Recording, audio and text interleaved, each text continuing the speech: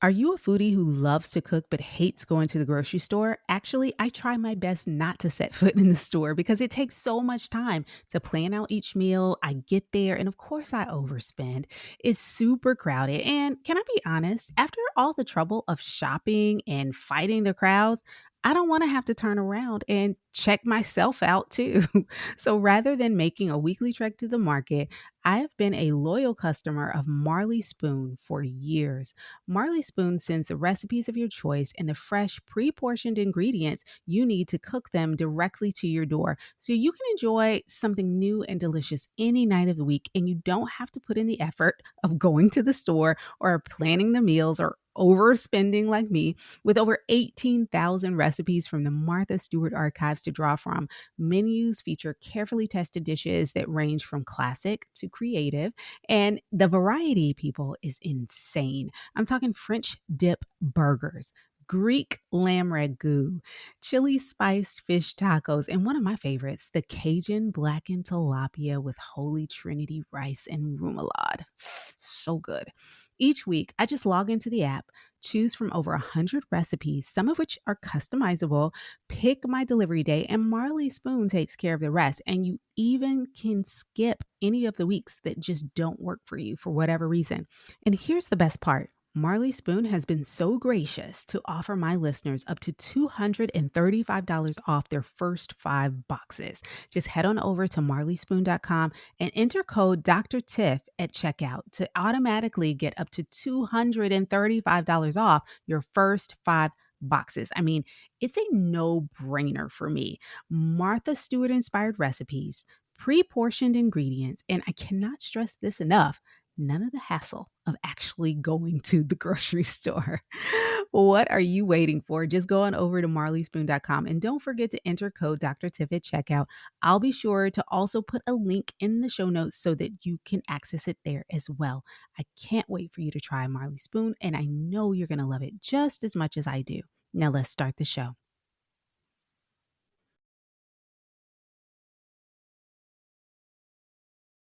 After a 25 plus year career in corporate America, my guest today became a certified life, relationship, sex, and intimacy coach, certified matchmaker, author, inventor, and keynote speaker. You've gotten to know her from Bravo's Love Match Atlanta, where together with her business partner, Kelly Fisher, she specializes in helping women of power balance their career, personal, and love lives. Please welcome to Intimate Details with Dr. Tiff, Miss Tana Gilmore. You. Tana. Hello. Thank you so much for Hey. having me. I Oh appreciate my that. gosh. Thank you for being here. Listen, you are the first matchmaker ever that I have ever known, and certainly ever been on this program. First matchmaker I've ever known. Definitely the first Black matchmaker I've ever even known of. Yay. This is wild to me, and I'm so fascinated by this career.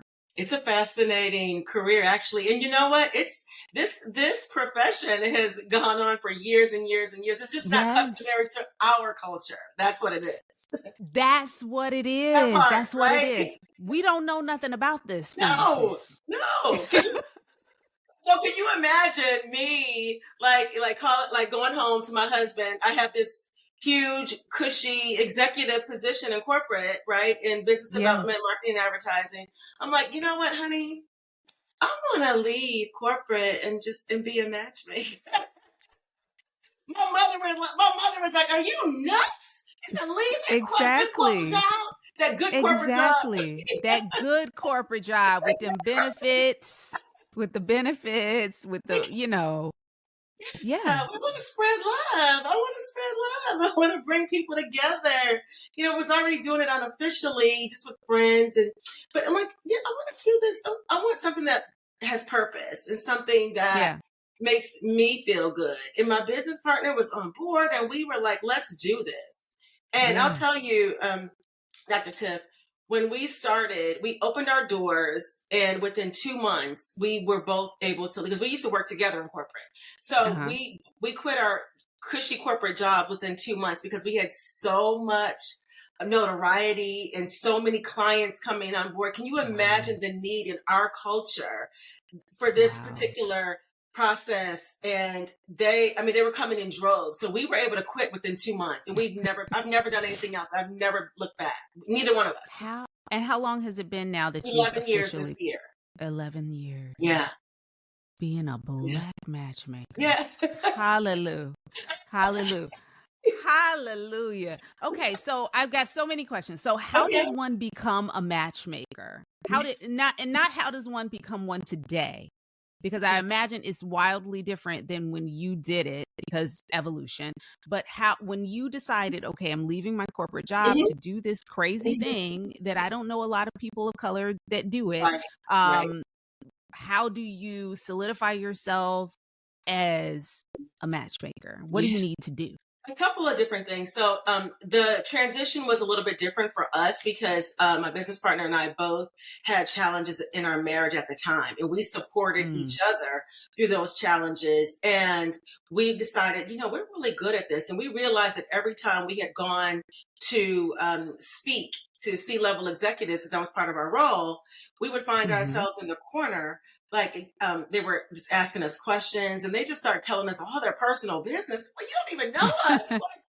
And we were like, we are really good at this. Let's go back to school. Let's get credentialed. Let's become life and relationship coaches first, because we had originally planned to just be relationship coaches. But then, Mhm. we had so many like amazing Black women that were like, you know what? I feel great about myself right now. I really want to meet someone. Who do you have? Mhm. We're like, we don't have anybody. Like, how do we? Yeah, anybody. So how do we, so let's add this additional Yes. layer to our company. So we had gone back to the Matchmaking Institute in New York, got credentialed, got certified in that. I didn't even know it was a thing until we I started researching. I'm Sorry. learning today that it was a thing. I didn't know it Yes, was a thing it's the either. whole thing. And we had gone back to school, got credentialed in that as well. And then again, we had so much notoriety right away that we were forced to open up our business a little bit sooner because the New York Post came to the school and did a story on us. That was our first press release, Oh was the my New York gosh. Post. And so we weren't even prepared to open our Wow. business. But when the Post does a press release, Right. you You get it done, better get right? yeah, And you better get it so, done. and we became national instantly. We were both living in North Carolina at the time, in Charlotte, and we had planned to just start out small, start local. We couldn't, because when the Post does something, Yeah, it's national. It's yeah, national. and that's what happened. It's so funny because in our last interview we were talking about the concept of going viral, and one of the things I didn't say but I've heard over time is like nobody you think you want to go viral but you really don't, and part of the beauty of not is being able to build an infrastructure and having things in place so that Yes, when you have that big moment, you're able to support and sustain it and truly absolutely, reap the harvest and the benefit from it. So absolutely. how was it like out the gate before you even start Uh, your business to have this big moment of people looking to you to do what it is you're essentially still studying to yeah, do? we had never done it, and so and then I think what happened after the New York Post did a story, Essence did a story, and that took us to our demographic. And so we thought Yeah. in the beginning that we would just service.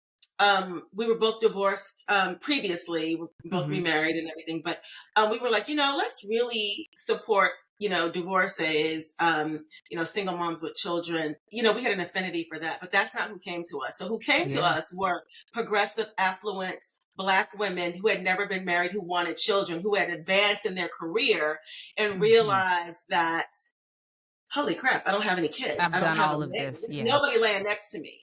How do Right. I meet someone when I'm so busy? I don't have time Yeah. to sit at a bar and look available. I don't. And so Right. I And said, look available. what's the next what's the next thing? So Right. that's what happened. So we prepared ourselves. Well, we had taken every inquiry and we responded one by one. We rallied friends and family to support us in the very beginning because the volume was It's so so, fast. it was mass. Yes. And then Yeah. but we were able to sustain. We weren't, by the grace of God, we were able to Yeah. sustain because it could have really gone a different direction. But because I think what helps, we were savvy businesswomen already because we had Mm, so many years in corporate, yeah. to build an infrastructure. This was like second nature to us because we were already Right. business minded, if that makes Yeah. sense. Yeah, Yeah. it's I'm gonna go back to something that you just said. That concept of I think we've done a lot over the last, I would say, decade of promoting, especially on social, this idea of being booked and busy Yeah. and being boss women and all of these things, without recognizing that, like you said, I don't have nobody laying next to me. Like that's part of the thing that I All over want. there. Yeah, we as women have been taught to like make our own money, do our own things. Don't wait on someone to buy you a house or a car. Like you don't need somebody else. You can do it for yourself. And certainly we as Black women especially are the highest degreed demographic. We are, we're just killing it out here Absolutely. professionally, Yeah. while some of us, because we have been so laser focused in our careers and in our education, haven't necessarily flourished in the relationship department. And is that what you were finding? No, absolutely, absolutely. So if you think Yeah. about it, culturally, we were taught by our parents, grandparents, hey, listen, go to school, do your very best, go to Yes. college, advance. Don't worry, books before boys. I mean, how many times Yeah. have we heard that? Like books before boys, like you go Hmm. and you do your very best and don't even think about it. Love will find you. That used to Hmm. work 40 years ago, right? That Hmm. doesn't work anymore. You have to do them simultaneously. What Yeah. we found though, and for years and years we did a college tour, relationship readiness. We would go to Mm. colleges and talk about relationships because who teaches you about relationships? Here we have these grandparents with Oh 10 and no. 12 kids, and nobody told us anything, how to get them, how to Right. get Right. them, Right. So to say all that what we would find is that other ethnicities, right, would Hmm. go to college and they would come out with a degree, a fiance or a husband, Hmm. right? We'd go to school, come out with a degree and some student loans, right? And that's That what, absolutely. right? That's what Absolutely. it In is. that order. Thinking in that order, thinking that love will find us because we were like, nope, we got to get this money, we have to work hard, we have to prove ourselves. Yeah. So we've been Yeah. fighting for a And very long time as that's a culture whole cultural thing, is. having to prove ourselves on so many levels. Like it doesn't even just stop, with the yeah. No, Yeah. That's a whole nother discussion. Yes. so, Understood. yes, and so that's Oh what my happened. goodness.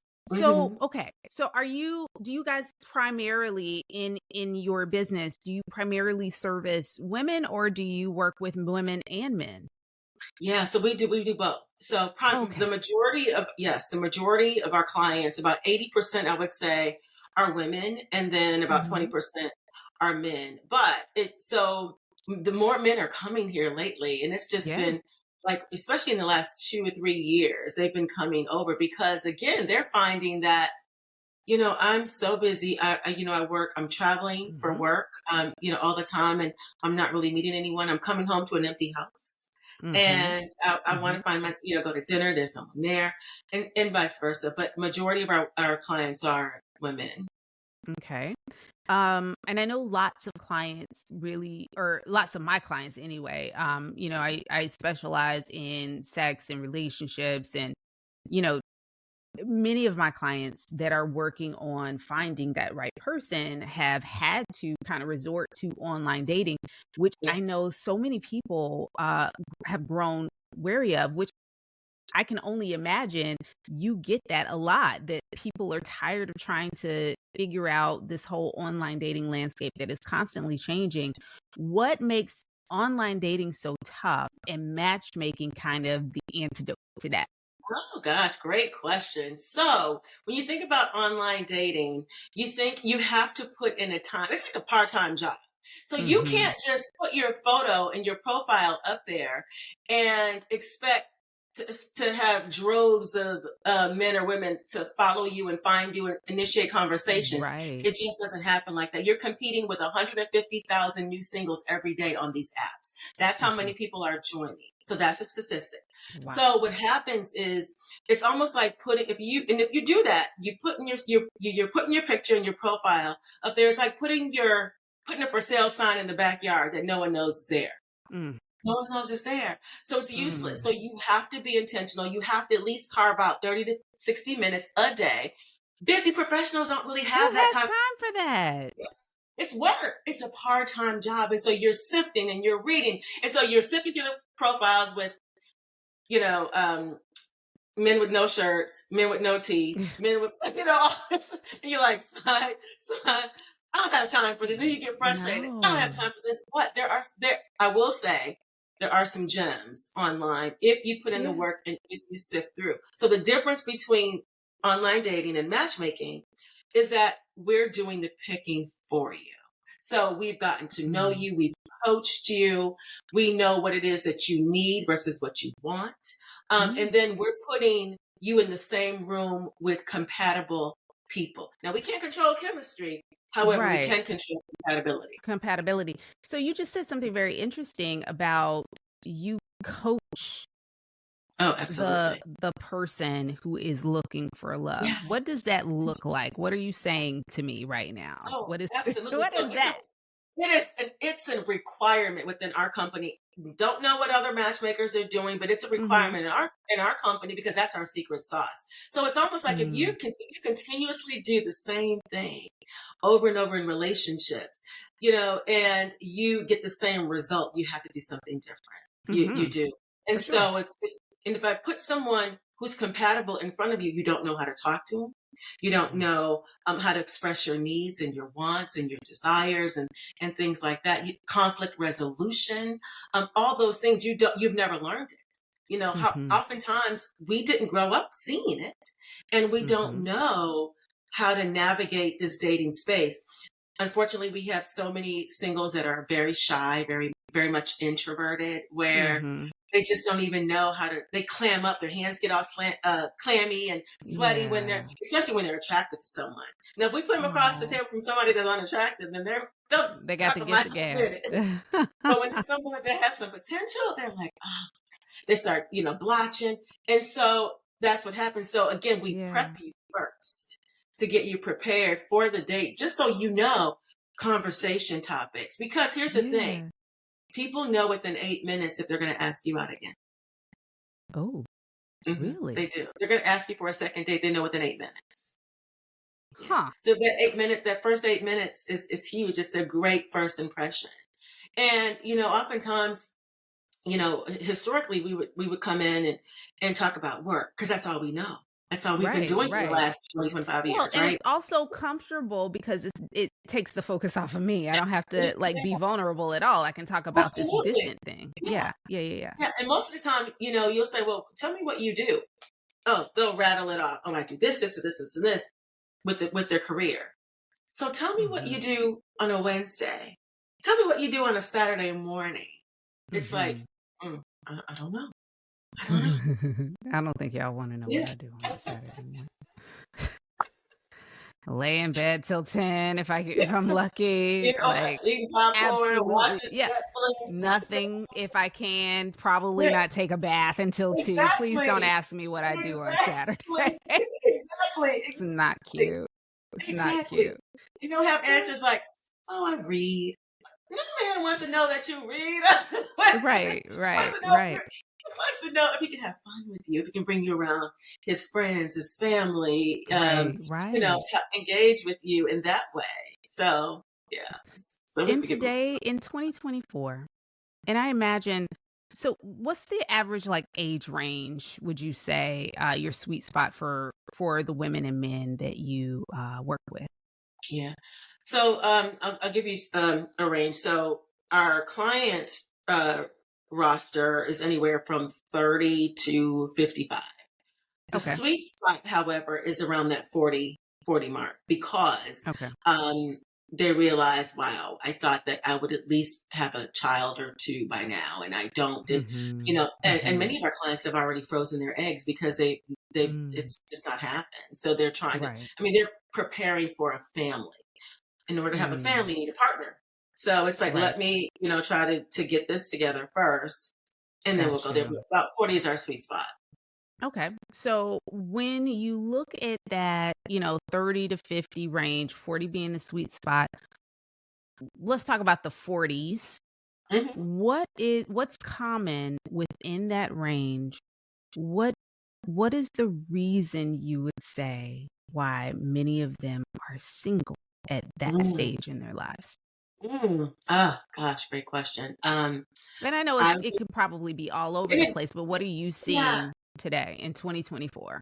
So I think that what we've seen over the years is that they're they're so focused on work. Mm, Work has become a priority. Their personal life has not. And mm, they'll get. And what we always say is like, listen, you give this company, get okay. So let's give them 10 hours. Let's give them because in corporate America, you know, 8 hours is nothing. They expect about mhm, 10. Give them 10 hours, but after 7 o'clock, that's your time, non negotiable. Put mhm, yourself and your personal life, make it a priority. So I think that in that sweet spot, they don't make their love life a priority. They're tired by the time they get home. They mhm, don't feel like dressing up and going out. We always say you are on the market 24/7, not just when you decide to dress up and go outside, but mm, anytime you step out the door is a potential to meet someone. mm, Anytime you go to the mm, dry mm. cleaners, anytime you go to the grocery store, anytime you go to the gas station, there's an Right. opportunity for you to meet someone. But I think that um, women, I'll start with women. I think that they are sometimes unrealistic about what they can actually command in a Mm, person. They feel like, I have this amazing career. I should have this amazing man. Well, those two have nothing to do with the other, right? And so mm, they feel like that. A lot of times they're so like I would say stuck in their ways. It's like I've been doing it this long, all this time. mhm, Not sure that I'm willing to change, and I'm not sure I even want to change. And so whoever I meet yeah. is going to have to accept me the way that I am right now. And so as a coach, I'm like, well, we probably need to tweak that because we need you to be kind of 2.0, be a better version of Dr. Right. Tip. I mean, sometimes Right, we just need. right. So, yes, I Yeah. feel like we don't want you to alter your personality and alter who you are, just be a better version because whatever you're doing, it's not working. Whatever you're doing is not working. There's potentially a reason why you might be single in this stage in your life. So that means if you want to be partnered with someone, there may be some things that you might need to shift and change. Yeah, absolutely. Not that you Absolutely. need to be a different person. Right. Love who Correct. you are, love you down. But Correct. there may be some things that we need to shift a Yeah. little bit to make you more marketable. Yeah, Um, exactly. And for keep the more marketable because here it yeah. is. We don't want to admit it, but we're competing. Even when you go Mm, out with your girlfriends and you all go to hear live music here in Atlanta, there's live music on a Monday, Tuesday, Wednesday, Thursday, and Friday. You can yes. find somewhere to go, have a Yeah. great meal, and listen to live music at any given moment. So when you go out with Mhm. your girlfriends, believe it or not, if they're all single, you're competing with them as well. Mm. So you're still competing. And so I think that men have more options and more choices than we do, unfortunately. Think so? um, yeah, oh yeah, absolutely. Interesting. Absolutely. I mean, even an overweight, unattractive man has more choices than sometimes Huh. women. Unfortunately. Why do you think that They have is? more options for them.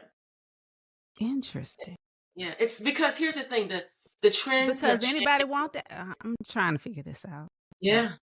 Help me. Yeah. Well, here's the thing, because, I think that sometimes we want companionship, Mm. we want Mm. Mhm. companionship. And it's Yeah. like, what, let me just try this. And they always Yeah. have somebody. But here you have all of us, I'm sure all of us have like so many great friends. And we're like, why are you single? But then this other man walking down here, I'm Right, like, what right. in the world? How does he have somebody? And I And don't. So I guess what you're saying does kind of like I get what you're saying. There is I guess a pattern for us, and especially Black women, I think, where we have been told, taught, just don't settle.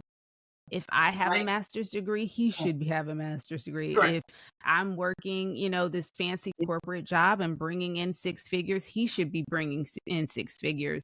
That we've kind of set a standard so high that we're missing the compatibility mark. We're setting our sights and our standards on someone who is our intellectual, professional, whatever equal, but not checking for, you know, what are his values? How Right. does he treat me well?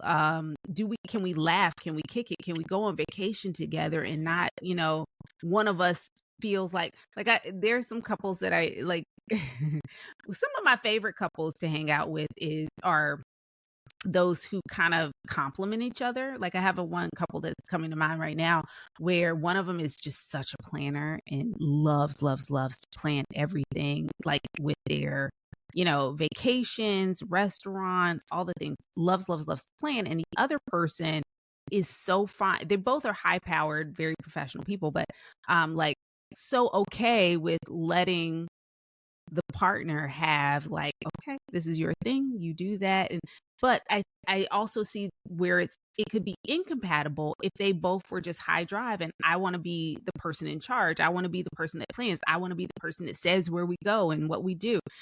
See, that's not going to work for Yeah. everybody. Yeah, that's correct. That's correct. And so, I think that in relationships, when you are looking, if you're meeting somebody organically, it's important to have those conversations and ask some of the probing Hmm. questions to kind of gauge their integrity, morals, values, how they Yeah. view family, how they view what does their friends think about them. What does their Yeah, friend group all of those. like? Yeah, that's important. I mean, once you Yeah. observe that, you're like, it's not so much that this person has to be 6'4" and and strikingly gorgeous or any. It doesn't doesn't matter. I think that Right. when you start to evaluate, especially in this phase of our life, we're looking Hmm. for quality of life. We're looking to Yes. mirror our lives. Yeah. So it's almost like, can we grow a family? I think that it's Yeah. important that we view relationships, and as we're looking for someone special, it's almost like, for lack of a better word, like breeding. Can I breed with Mhm. them? Can Yeah. we breed together? Right? Because if you think Ooh. about, you took two pedigrees together, you're going to breed greatness. You're going to breed. Yeah. The goal is to breed perfection. However, you both of you haven't but master's degrees is not equal perfection. What Mm-mm. equals perfection is when, like you said, with your friends, when they complement each other, when you're Yeah. allowed to be yourself in this To be relationship, exactly who when you you're are. allowed to be expressive, and your partner is confident in allowing you to do that. Yeah. Right. And so that's a great balance of a relationship. And I've been married this year, be almost 22 years. And Mm. I'm fairly whimsical. I mean, I can be here one day, but my husband's Yeah. very structured. He's a West Point guy, so he's very structured. He's very logical. Me, not Mm. so much. So we balance each other. We Yes, balance. I'm a yes. risk taker. He isn't. So he Yeah. allowed me to take a risk inside a matchmaking agency. He allowed me Right, to, like, right. let me add this other layer of business. Oh, I'm thinking about doing this. Have at it. He's gonna be right Yeah. here. Yeah, yeah, doing the thing, Right. holding it down. Holding it down. And that's funny because my husband, I think about us in the same way that I will take a leap, I'll jump, I'll just do something, I'll just throw caution to the wind. This is my Yes. idea for the day. And he'll just be like, listen, I love that for you. If it can work for anybody, you're the girl. You go ahead and do it, sis, but not me, buddy. Yeah. Um, he Yeah. is not that person. So I get that. Like, I think one of the things that I really do appreciate about the work that you do, is the vetting. Mhm. Because that's kind of my gripe, and what a lot of people are so frustrated about with online dating. In the real world, in the way in which we used to meet people before, in the good Mhm. old days, before online dating, Yeah. you knew the person. that you were dating, or at least you knew someone who knew the person. You Mhm. could verify they are who they say they are. If they said that if you were introduced by a Yeah. coworker, you at least know something about the Yeah. person, or you know their family, or you've run across them in different circumstances or functions or whatever. With online dating, you only know who they tell you they are Yeah. until you find out that's not who they are. Yeah. So I appreciate the matchmaking process. Can you tell us about how you vet the individuals that come in for your clients? Yeah, so several different ways, and so we take them through a series of screening to ask questions. But we use a service to vet, and Oh, we use a service, but we also empower our clients to use the service as well and continue the membership.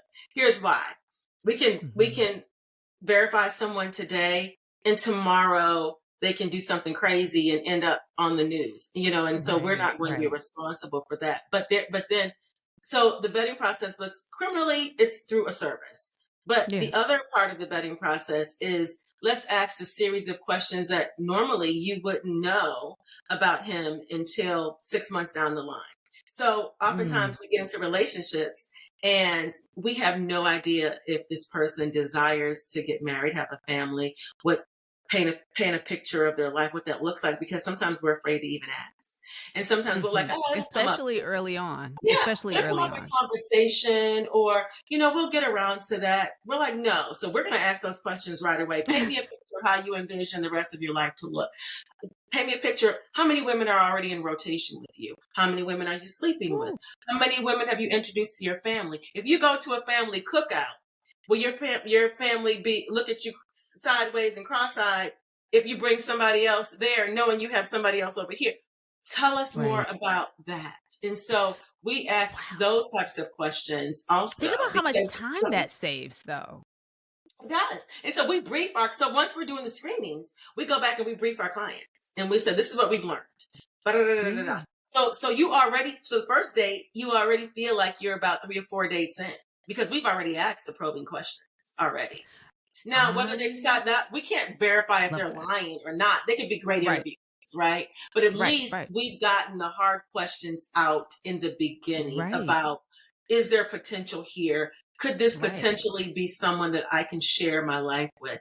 Or am I Is wasting this my someone that I time? can maybe have children with or build a family? Yeah, because if you're going into this thinking like, "Yes, I have these eggs in the freezer. I Hmm. want to have children. That is Yes. super important to me. Don't wanna be with someone who doesn't want to have children. However, I don't feel like it's appropriate for me to ask, 'Do you want kids?' on the first Right. date." Right. Going through this process allows me to at least know everyone that they're putting in front of me Hmm. says that Hmm. they are on the same path of wanting to Correct. have children. Correct. Maybe not right now, maybe Yes. not in the next 6 to 8 weeks, Exactly. but Right. at least I know they do Yes. want to have children. So those things we don't even have I don't have to worry Exactly. about that part. That is clutch. It's huge. It's huge because you're taking the guesswork out. And so we already know up front that you have the same end goal. And you're compatible. So we deem that as someone Yeah. as two people being compatible with each other. And then, like I said, we can certainly control the compatibility, but the chemistry, it's up to you. There has to be It's up some to the level, and people. chemistry can grow. So there may not even be Yes, butterflies or fireworks on at the first first. date. But when that person starts to show up for you, showing up on time, coming to, help you with your car maintenance and doing things, Right. the butterflies Huge. start to develop. Start fixing stuff around the house, child, Exactly. Putting up please. bookshelves and changing smoke detectors and stuff. Exactly. Let me find out you handy, honey. You might start switching and tweaking, you know what I mean? You just don't Yes. know. Yes, yes, yes. So, let me ask, this is I have a question about money because I know that people are gonna wanna know that, but this Yeah. question just popped up in my head, and I kinda wanna know what the answer is, or if you have an answer or a suggestion, recommendation. Mhm. Okay. How long should a couple wait before having sex? Someone that Ooh. you're matchmaking and all that stuff. How Yeah. long would you recommend, if this is someone that you're coaching, how long would you recommend that they wait before being intimate? Oh, great question. So I think personally, because I am in the sex and intimacy space as well, and I'm sex Mhm. positive, I feel Mhm. like it's a decision that you should make together. I feel like Mhm. we've had clients that, we'll do a pre-date call on a Friday, and we do a post-date call to see how the date went on the Friday, and Sunday they're still together. So I meaning know they've been that's together right. all weekend, right? So you They've know been what's going rolling down. around all weekend long, right? Yes. So Yes. I think that when you The are compatibility was there. the compatibility is there. So I think that when you are comfortable with the outcome, should you Mm. decide to have sex sooner versus than later, if you're comfortable with the outcome, that knowing that it may change the dynamics of the relationship. If you're Mhm. comfortable and confident and you're willing to take that risk, I would say, at 50, no one's waiting 4 months. No one's waiting 3 months at 50. And especially if they've been waiting 5 years, they're not Yeah. waiting. It's going to happen relatively soon. But just be prepared to have the Yeah. conversation. Be prepared of what this looks like the next day. Yeah. Um, just be prepared for that. So I try not to give a time frame, but I will say um, a way to gauge it is maybe 60 hours of FaceTime and talk time when you feel like you've really Mm. gotten to know each other. So it's not Mm. necessarily um, 90 day rule. Don't really Right. subscribe to that, because in 90 days you can go out once a month, and that's Mhm. 90 days. Doesn't mean that you know him any more than you did 3 months ago. But Right, when you right. spend hours on the phone, engaging, building that emotional connection, Yeah. um, those types of things, FaceTime with each other. That means in-person time. So knowing their mannerisms, gauging how they treat people, if they're kind, Yes. all those things, your body will tell you when the time is right, and just Okay. trust your body. Good answer. Good answer. I like that. All right. So, this process sounds a little bit more costly than your regular online dating app. For sure. We're getting a lot more hand holding and service. We mentioned the vetting, we mentioned the coaching, we mentioned, just going out, asking all the hard questions, finding the people, making sure that, the compatibility is there. Um, how much does something like this cost? Yeah, Because yeah, I imagine that people are like, "Yeah, this sounds fantastic. yeah, Why would yeah. anybody do online dating when matchmaking is available? It would save so much time. Mhm. Sign me up." Okay. How much does it cost? Yeah, it starts around $25,000. Yeah, and Mhm. and and if you think about it, we've already saved you time, energy, Yeah. resources, all of those things. So it's, and the time to sift and screen, Mhm. interview. It just takes time. So Yeah. usually around $25,000 is the cost, and that's pretty average, actually. Yeah. Some of the Yeah. other companies that we know of, especially the companies that are in New York, or even some of the other ethnicities, if you will, they're Yeah. around 50,000, 50 to 100,000. Yeah, Wow. Wow. yeah. So you're getting a lot. That's not chump change, like, Mhm, that's a significant portion of money, so if I have 25,000 as disposable, quote, mhm. unquote, "income," to pay for this type of service, I would imagine that most of your clientele is fairly affluent and can Yes, afford this type of for service, sure. right? Yeah. So then how do you if we know that this type of service is available to an elite, uh type of clientele who has this type of disposable income, does that make it is that kind of a function of why it's so hard for these people to find love and to date? Because how do you know that the person isn't there because I would want a rich person. I'd like to be married to a rich man or woman. Um, how do you know that? How do you weed out for that? Well, I think that we do a really good job with matching more with what they need, right? Because not everybody Yeah. requires someone wealthy. They require, especially if your main career in time spent working is 10 to 12 hours. You want someone that may have a 9 to 5, and that's going to be home when you get home so that you'll have time together. So it may not Mhm. necessarily be an issue or something that you want. That's what you require, I should say.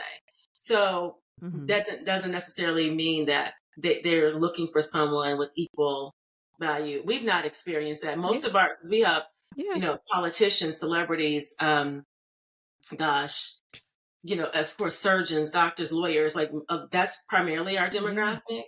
And Yeah.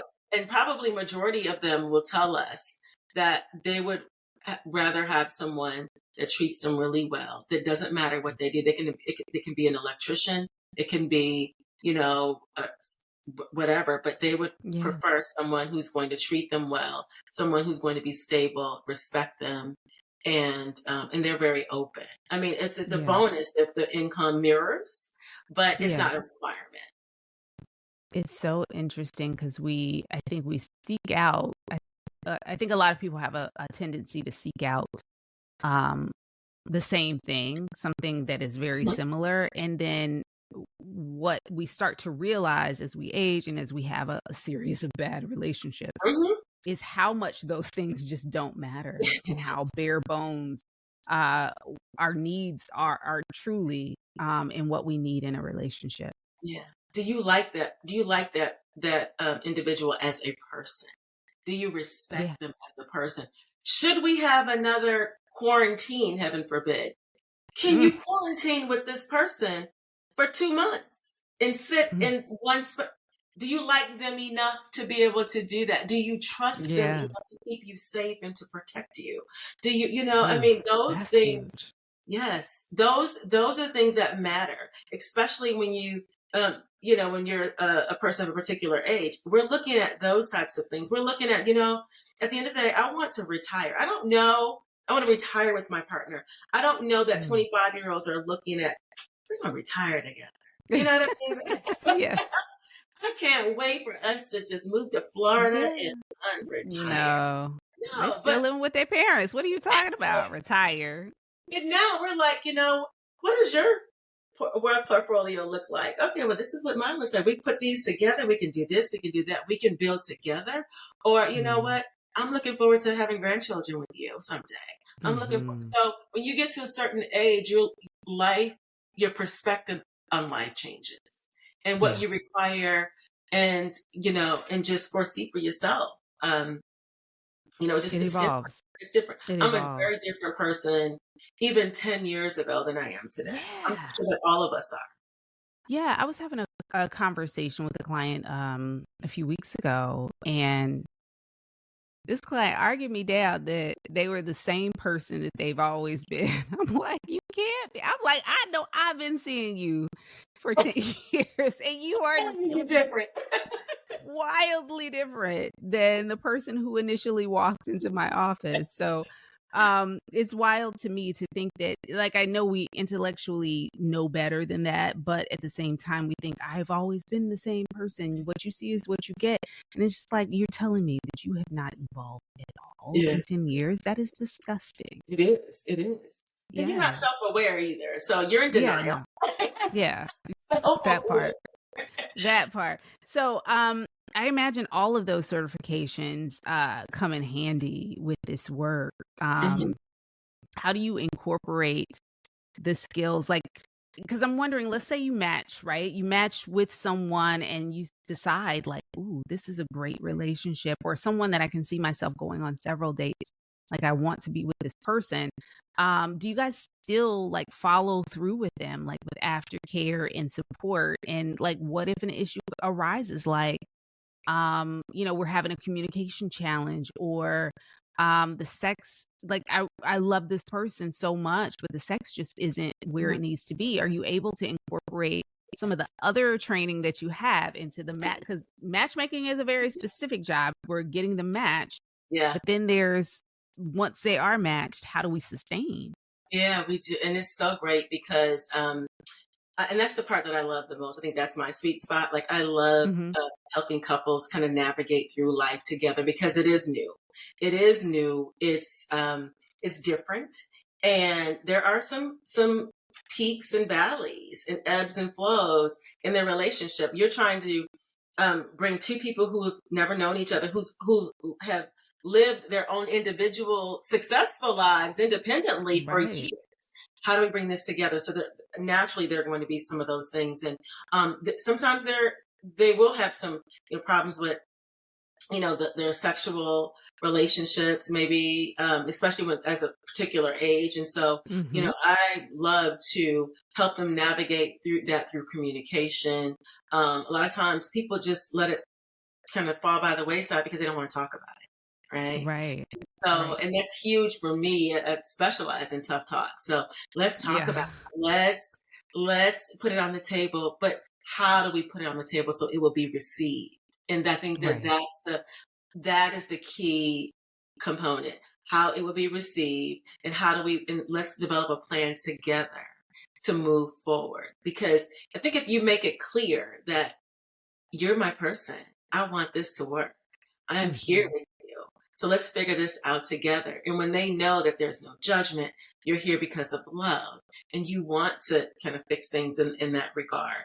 It just, I think it makes it more receptive when you're able to have those conversations. So that's the additional training that I have in the relationship. It's been so helpful, even just kind of helping them navigate through those things. Yeah. And then we've had so many years, not only, am I and my amazing business partner credentialed, but we've been through some things. Like, people come to us Yeah. because we've been through some ish, like, you name it. Yeah. So there's not Yeah. one thing that, someone could come to our office and sit in front of me and say, you know what? You wouldn't believe what I've been through. Oh, girl, please sit down. Yes, I would. Come talk to me. Talk to me. Talk to me. Because there's nothing that she has been through that I haven't experienced or helped someone already. So Yeah. most of the time I've already experienced it. So talk to me. Let's have a conversation. Let's get it out so we can get it over with. Yeah. Yeah. Yeah. I think that, communication is got to be the number one thing that is going to make or break a relationship. Aside from any other challenge that you might have, if you cannot communicate what you need, what you want, what you expect, what you desire, you kind of dead in the water. And so to have you there, to support not only the matching process, but how they can get through some of the challenges that maybe they face. Every couple faces a challenge or Mhm. two, and it's how we get through it, how we communicate through it, that, we get to the other side. So I love that. So I want to ask you about success rate of couples that you've matched, but I feel like before I can even ask that, we need to kind of define Exactly. success Yes. in matchmaking. Like what constitutes a For successful sure. match? I love this question, and people ask it all the time. And I always start with, let me define success, right? Because Oh, okay. the I thought I was goal, being original. no, well, yes, of course. However, if Um, they come to us and they say, if the goal, so we always start with what their goal was. Just like in coaching, when you go to a therapist or you go to a coach, let's identify your goals at onset so mhm, we can know what we're working towards. mhm, And so, if their goal is to just kind of get back out there and start actively dating again, and they haven't dated in 5 years, mm. that's success to us, because now you have the skill set. So now you know how to dress like you're single. Now you know how to smile and engage in a conversation and not talk about work or your dog. So Yeah. those types of Yeah. things. So now you're armed with those tools and those skills, and you're actively dating, and you're dating regularly. So that we would, and then if that was the original goal, then we deem that as success. If the original goal was to be in an exclusive relationship, being taken off the market, um, we deem that as success. So it just depends on what the goal is. What the And goal so is. Yeah. if, if their goal is to, come in and I want to be married and by the end of the 6 month term, we can't guarantee that. There's no guarantees in any of this anyway. We don't do any guarantees. Right, right. We can't guarantee anybody's going to like Yeah. you. I can't guarantee that. I can't guarantee it. But what I can do is I can put you in front of someone who's Right. compatible and that Yeah. you enjoy the space. So I guess to answer your question, the success rate it hovers around 89%. And Mhm. again, it depends on Pretty good. the goal that they came to. But we just had an engagement over New Year's. We helped them pick out the ring. We helped them plan it. Oh, So we get involved in that too. And that's the fun part, you know. yeah. Weddings, last year was an amazing year. Probably 6 or 7 weddings over the, Oh my um, gosh. yeah, it's great. That is fantastic. And I guess what I'm hearing you say too is like, don't think that just hiring a matchmaker means they're going to do all the work and you can just sit back, pick your person, and go on about your merry way. That there still is work that you got to do in order to have a relationship. You're going to have to work on yourself in the Yes, process. for You're going to sure. have to be willing to change some things, accept some things, get clarity, fix the things that are broken, and actively show up in a relationship in order to get whatever the achieved desired outcome might be Continuously and consistently. So, continuously. I'll do the heavy lifting Whew. on the front end. I'm handing Yeah. the baton to you, and it's your responsibility to take it from there. And take it from there and be God consistent bless. because you can't do it for 2 months and think that, oh, I'm good. That doesn't work like that. So again, the behavior is Yeah. consistent when individuals decide that they're going to be exclusive. It's because the experience is amazing and it's consistent. Do you find that people though do walk in thinking, okay, you're just gonna match me with someone like it's almost like it's an arranged marriage or something. Like you're gonna match me with someone and then we're gonna go off and that's just gonna be it. I don't have to do no work. Yeah. Oh, absolutely. So yeah, and those are when they I guess mimic that behavior early on, they're not a good client for us because they're not willing to put in the work, and you Mm. have to be willing to put in the work. So if that means that they're not coachable. You want an easy fix, Cool. and this isn't an easy fix, unfortunately. Again, I'll Okay, do so the you heavy do lift. turn people away. You do say, "I don't want your $25,000. Yeah, Thank you, but no thanks." yeah, there was Fascinating. another. Yeah, absolutely. We turned $30,000 away a couple of weeks ago because, and sometimes it depends on where you are geographically. So if you're in the middle of nowhere, it's going to take me more resources to be able to find someone in your local market. So I'm going. We may send our recruiters, or it's going to cost more money to be able to do that. So again, it starts at 25,000. So, but where this person was located, and they were like, the problem is everybody else. I just haven't met the right person. They never would. What was your contribution to the failed relationship? Nothing. It was Mm. say you're not ready. You're not ready. So we're not going to be able Yeah. to work together. You're not a good You fit. gotta be able to have some insight. You gotta Yeah. be able to have some insight. Yeah. Certainly, there are relationship challenges that do prove themselves to be one-sided, but we also have to look at, what did I do or not do that made this a viable option? Even with cheating, Yeah. there's a wonderful book. I can't think of the author right now, but the title is After the Affair. I think it's such a great book for Mm, anybody in affair recovery and trying mhm, to get through an affair. mhm. And I've utilized it a lot over the years, but they talk about how you do have to, even if in infidelity, the person who was unfaithful is obviously the one that was wrong, Sure. but as the one who was hurt by the infidelity, you do have to look at, and this is a hard look because we really want to focus all of the blame, shift all the blame to the person that cheated. You really do have to look at what did I do or not do that made stepping out of this relationship a good idea in the moment for this person. Mhm. What Yeah. did I do or not do? And when you Yeah. can do that, when you can sit yourself down and answer that question, well, perhaps I, taunted them every time they came in the house. Mhm. Perhaps I wasn't, welcoming, or I belittled them, or I, talked down to them, didn't respect them. Perhaps Yeah. I, never wanted to have sex, whatever it was. It Mhm. doesn't excuse the Mhm. behavior that they Right. did, No deception. Right. but it does paint a picture that allows you to at least address something within you, whether you stay in this relationship or not.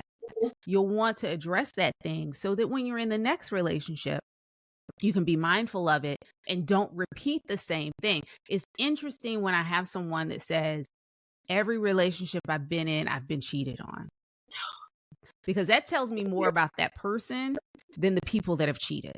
Yeah, There's yeah. something that you continuously do or don't do Mhm. that makes the person that you choose think this is an okay way to move forward in this Because if you think relationship. about it, the other partners don't know each other. You're the common denominator. Right. You're the common Yeah, you're the denominator. common denominator. So let's revisit. And I think that when that individual can sit and self-reflect on their contribution and Mhm. accept it and say, you know what, were there some areas where, I failed, or were there some areas where I needed improvement? And now in this next relationship, let me work let me work on those things so it doesn't happen again, or I can do my part to or do my best to try to, eliminate that happening again. That's a person that's really ready for a relationship and they're prepared Mhm. to move forward and move on. But yes, the one that says, Yeah. they're not a good That's client where the for rubber us. meets the road. Like, Yeah. I think identifying what it is that Hmm. what baggage you bring into a Yeah. relationship is so key. Yeah. But I oftentimes feel like we are put into situations as tests as well that often, we can tell God all the time, all day long, like, I want all of these things, right? Or I'm ready for a relationship. Please send me my person, Hmm. right? And then you get some raggedy piece of mess and you say, "Oh, well, this must be who God wants me to be." No, He's giving you an opportunity to understand whether, how to decipher whether this is what you want or what you need. Yeah, for sure. Because I can give you what you asked for, Hmm. but are you going to look at like your past relationship mistakes? Hmm. You're going to look at the way that you've moved previously. And are you going to say, just because a warm body has come into my bed or in front of me, Hmm. this must be what it is? And it's not. He gives us opportunities to make great choices, but Absolutely. also the opportunity to mess up. Hmm. And it's our choice. We have autonomy in making choices about how we want to move. We can learn the lesson or think that God is playing games. And Hmm. he ain't playing no He games. ain't playing games. Yeah. He's not playing no games. He ain't playing no games. Course He's corrected gonna or give us not. a chance. Right. Either you're ready or you're not. And sometimes it's going to take saying no to the wrong person so that you have room for the right person. I always tell this is another thing I always tell my clients is about seat fillers. If you've ever been to an award show or even looked at, like, when award shows are going to like commercial breaks, there are people kind of moving around in the Yeah. crowd. They hire in Atlanta, they do it a lot too because Yeah. we end up having a lot of award shows here. They hire seat fillers, and those are just people, regular people like you and I, who can make a little money going to an award show and sitting in seats so that when they do pan the audience, it looks like the entire auditorium or stadium or whatever is full. But these are people that are paid to sit in the seats while, let's say, the actor is performing or a musician is performing or someone has to go up on stage and Mhm. receive an award. They want the audience to look full. So they put someone in that person's seat. And I like in a lot of our relationships, we are, holding seat fillers where somebody's in the seat where the person that you've been praying for is supposed to be in. But if you Yeah. keep fooling around with the people that like Like, are just here wasting time every time. until it's time to move, you'll never, that person that's supposed to be with you will never be able to sit down next to you. Well, and that's how we So spend you have to. years with somebody who doesn't deserve to be in your space because we Right, thinking right. because they're tall, they're attractive, they might be fun, they might be great in bed or whatever. We're afraid to have an empty seat. We don't Exactly. want to be alone. And then And it's like you have to risk it. You gotta risk it. If you believe that there is that person out there for you, you gotta be able to risk being alone so yes, that the person that's supposed to be uh, with you can find their way to you. absolutely. Because they Love, could be love. just walking by repeatedly and see that you're with somebody. Somebody's sitting in the seat. Oh, she must be she or he must be taken. I'm just gonna keep walking along. I'll circle back in a Yeah, little while, but I'll see if anybody's in that seat. yeah, Get yeah. them out Get them out. Make room. and get a matchmaker. Make space for the right one. So Hmm. great. Yep, absolutely. Well, Tana, I can't thank you enough for being here, for educating me, for educating my audience on all things matchmaking. This has been so enlightening, so educational, and so fun.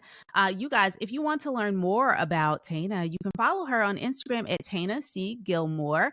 or you can follow at the Matchmaking Duo over on Instagram and rewatch season 1 of Love Match Atlanta. I believe that's on Peacock, right? It is on Peacock. It's on Peacock and Fantastic. Sling. Sure. Thank you. I love that. Yes, please go rewatch it, and just learn all you can. And if matchmaking is right for you, which I think it probably is for many folks, Yes. I hope that you will reach out to Tana and the Matchmaking Duo, give them a call, ask questions, and get on the books because I feel like 2024 is a year for love, and I feel like so many more people now that they know that this is a viable option and that there are folks of color helping with these matches that can, navigate through any kind of cultural barriers that maybe they've experienced before in their dating journey. I think this is huge. So thank you so much, Tana, Thank for you being so here. much for having me. It's been a pleasure. It has been Thank you so fantastic. God, thank you. Guys, don't forget to like, comment, share, and subscribe. Intimate Details with Dr. Tiff. We're available on all of your podcasting platforms. And don't forget, oh my gosh, do not forget to watch your episodes on YouTube. I painstakingly, not so painstakingly, but I go every week and I post these interviews on YouTube so that you can actually watch the interview. So if you just listen to this podcast, yes, you heard Tana's beautiful voice, but now I want you to go see those shoulders, honey, because she left them out for you. They are properly bronzed and glistening. She looks amazing. I got on a frumpy sweater, but we're not going to talk about that. We're just going to talk about beautiful Tana, okay? Go over to YouTube so you can watch this beautiful woman and listen to her at the same time. Maybe you're cleaning your house. Maybe you're, in your theater and you just want some beautiful Black women on your TV. You got it. Go over to YouTube and watch all the episodes of the podcast because they're all there. Thank you so much for tuning in today. And until next week, ciao. Oh, one more thing. Tana, I'm going to put all of your information in the show notes. So, guys, as you're looking for more information about Tana, what she's doing, what she's up to, how you can connect with her, all that information will be in the show notes. Okay, now that's it. Bye. Ciao. much. Thank you.